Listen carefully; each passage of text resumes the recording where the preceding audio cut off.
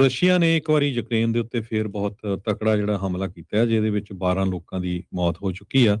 650 ਦੇ ਕਰੀਬ ਜਿਹੜੇ ਡਰੋਨ ਤੇ 73 ਕਰੂਜ਼ ਮਿਸਾਈਲਸ ਜੋ ਆ ਉਹ ਰਾਤ ਦੇ ਦੌਰਾਨ ਕੀਵ ਦੇ ਉੱਤੇ ਸਿੱਟੀਆਂ ਗਈਆਂ ਆ ਰਸ਼ੀਆ ਵੱਲੋਂ। ਇਹ ਕਹਿੰਦੇ ਵੀ ਕਾਫੀ ਲੰਮੇ ਸਮੇਂ ਬਾਅਦ ਇੰਨਾ ਵੱਡਾ ਜਿਹੜਾ ਹਮਲਾ ਆ ਉਹ ਕੀਤਾ ਗਿਆ, ਜਿਹਦੇ ਚ 12 ਲੋਕ ਮਾਰੇ ਜਾ ਚੁੱਕੇ ਆ ਤੇ 58 ਜਾਣੇ ਪੂਰੀ ਤਰ੍ਹਾਂ ਫੱਟੜ ਹੋ ਚੁੱਕੇ ਹੈਗੇ ਆ। ਕੀਵ ਦੇ ਮੇਅਰ ਬਿਟਾਲੀ ਕਲਿਟਸਕੋ ਜੋ ਹੈਗੇ ਆ, ਉਹਨਾਂ ਨੇ ਇਹ ਕਿਹਾ ਵੀ ਦਰਜਨਾਂ ਦੇ ਕਰੀਬ ਸਾਡੀਆਂ ਰੈਜ਼ੀਡੈਂਸ਼ੀਅਲ ਬਿਲਡਿੰਗਸ ਤੇ ਮੈਡੀਕਲ ਸੈਂਟਰ ਇਸ ਅਟੈਕ ਦੇ ਵਿੱਚ ਤਬਾਹ ਹੋ ਗਏ ਹੈਗੇ ਆ।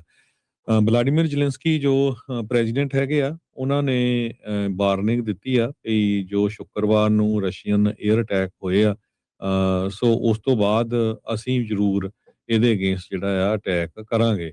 ਰਸ਼ੀਆ ਨੇ ਇੱਕ ਵਾਰੀ ਫੇਰ ਸ਼ੋਅ ਕੀਤਾ ਆ ਵੀ ਉਹ ਸਿਵਲੀਅਨ ਪਾਪੂਲੇਸ਼ਨ ਨੂੰ ਟੈਰਰਾਈਜ਼ ਕਰਨਾ ਚਾਹੁੰਦੇ ਆ। ਇਹ ਉੱਥੇ ਦੇ ਜਿਹੜੇ ਪ੍ਰੈਜ਼ੀਡੈਂਟ ਆ ਜ਼ੈਲੈਂਸਕੀ, ਉਹਨਾਂ ਨੇ ਸਟੇਟਮੈਂਟ ਜਾਰੀ ਕੀਤੀ ਹੈਗੀ ਆ। ਰਸ਼ੀਆ ਦੇ ਫੋਰਨ ਮਿਨਿਸਟਰ ਨੇ ਅਰਜ਼ ਕੀਤਾ ਹੈ ਵੀ ਜਿਹੜੇ ਫੋਰਨ ਡਿਪਲੋਮੇਟਸ ਆ ਉਹ ਯੂਕਰੇਨ ਤੋਂ ਨਿਕਲ ਜਾਣ, ਤਾਂ ਕਿ ਅਸੀਂ ਆਉਣ ਵਾਲੇ ਸਮੇਂ 'ਚ ਹੋਰ ਵੀ ਅਟੈਕ ਜਿਹੜੇ ਆ ਉਹ ਉੱਥੇ ਕਰ ਰਹੇ ਹੈਗੇ ਆ।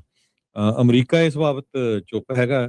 ਵਲਾਡੀਮੀਰ ਜ਼ੈਲੈਂਸਕੀ ਹੁਣੀ ਇਸ ਟਾਈਮ ਪੂਰੀ ਤਰ੍ਹਾਂ ਫਸੇ ਹੋਏ ਹੈਗੇ ਆ, ਪਰ ਉਹ ਕਹਿ ਹਜੇ ਵੀ ਰਹੇ ਆ ਵੀ ਮਾਸਕੋ ਜਿਹੜਾ ਆ ਬੈਟਲਫੀਲਡ ਦੇ ਵਿੱਚ ਬੁਰੀ ਤਰ੍ਹਾਂ ਲੂਜ਼ ਕਰ ਰਿਹਾ ਹੈਗਾ।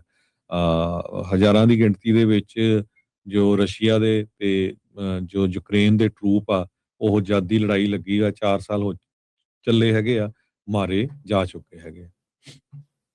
ਜੀ। ਰਸ਼ੀਆ ਨੇ ਇੱਕ ਵਾਰੀ ਯੂਕਰੇਨ ਦੇ ਉੱਤੇ ਫੇਰ ਬਹੁਤ ਤਕੜਾ ਜਿਹੜਾ ਹਮਲਾ ਕੀਤਾ ਹੈ, ਜਿਹਦੇ ਵਿੱਚ 12 ਲੋਕਾਂ ਦੀ ਮੌਤ ਹੋ ਚੁੱਕੀ ਆ। 650 ਦੇ ਕਰੀਬ ਜਿਹੜੇ ਡਰੋਨ ਤੇ 73 ਕਰੂਜ਼ ਮਿਸਾਈਲਸ ਜੋ ਆ ਉਹ ਰਾਤ ਦੇ ਦੌਰਾਨ ਕੀਵ ਦੇ ਉੱਤੇ ਸਿੱਟੀਆਂ ਗਈਆਂ ਆ ਰਸ਼ੀਆ ਵੱਲੋਂ। ਇਹ ਕਹਿੰਦੇ ਵੀ ਕਾਫੀ ਲੰਮੇ ਸਮੇਂ ਬਾਅਦ ਇੰਨਾ ਵੱਡਾ ਜਿਹੜਾ ਹਮਲਾ ਆ ਉਹ ਕੀਤਾ ਗਿਆ, ਜਿਹਦੇ ਚ 12 ਲੋਕ ਮਾਰੇ ਜਾ ਚੁੱਕੇ ਆ ਤੇ 58 ਜਾਣੇ ਪੂਰੀ ਤਰ੍ਹਾਂ ਫੱਟੜ ਹੋ ਚੁੱਕੇ ਹੈਗੇ ਆ। ਕੀਵ ਦੇ ਮੇਅਰ ਬਿਟਾਲੀ ਕਲਿਟਸਕੋ ਜੋ ਹੈਗੇ ਆ, ਉਹਨਾਂ ਨੇ ਇਹ ਕਿਹਾ ਵੀ ਦਰਜਨਾਂ ਦੇ ਕਰੀਬ ਸਾਡੀਆਂ ਰੈਜ਼ੀਡੈਂਸ਼ੀਅਲ ਬਿਲਡਿੰਗਸ ਤੇ ਮੈਡੀਕਲ ਸੈਂਟਰ ਇਸ ਅਟੈਕ ਦੇ ਵਿੱਚ ਤਬਾਹ ਹੋ ਗਏ ਹੈਗੇ ਆ। ਵਲਾਡੀਮੀਰ ਜ਼ੈਲੈਂਸਕੀ ਜੋ ਪ੍ਰੈਜ਼ੀਡੈਂਟ ਹੈਗੇ ਆ, ਉਹਨਾਂ ਨੇ ਵਾਰਨਿੰਗ ਦਿੱਤੀ ਆ ਕਿ ਜੋ ਸ਼ੁੱਕਰਵਾਰ ਨੂੰ ਰਸ਼ੀਅਨ 에ਅਰ ਅਟੈਕ ਹੋਏ ਆ, ਸੋ ਉਸ ਤੋਂ ਬਾਅਦ ਅਸੀਂ ਜ਼ਰੂਰ ਇਹਦੇ ਅਗੇਂਸਟ ਜਿਹੜਾ ਆ ਅਟੈਕ ਕਰਾਂਗੇ।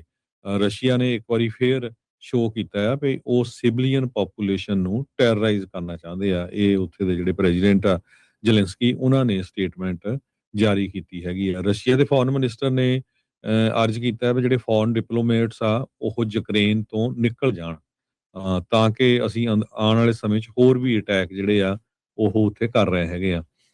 ਅਮਰੀਕਾ ਇਸ ਬਾਬਤ ਚੁੱਪ ਹੈਗਾ। ਵਲਾਡੀਮੀਰ ਜ਼ੈਲੈਂਸਕੀ ਹੁਣੀ ਇਸ ਟਾਈਮ ਪੂਰੀ ਤਰ੍ਹਾਂ ਫਸੇ ਹੋਏ ਹੈਗੇ ਆ, ਪਰ ਉਹ ਕਹਿ ਹਜੇ ਵੀ ਰਹੇ ਆ ਵੀ ਮਾਸਕੋ ਜਿਹੜਾ ਆ ਬੈਟਲਫੀਲਡ ਦੇ ਵਿੱਚ ਬੁਰੀ ਤਰ੍ਹਾਂ ਲੂਜ਼ ਕਰ ਰਿਹਾ ਹੈਗਾ।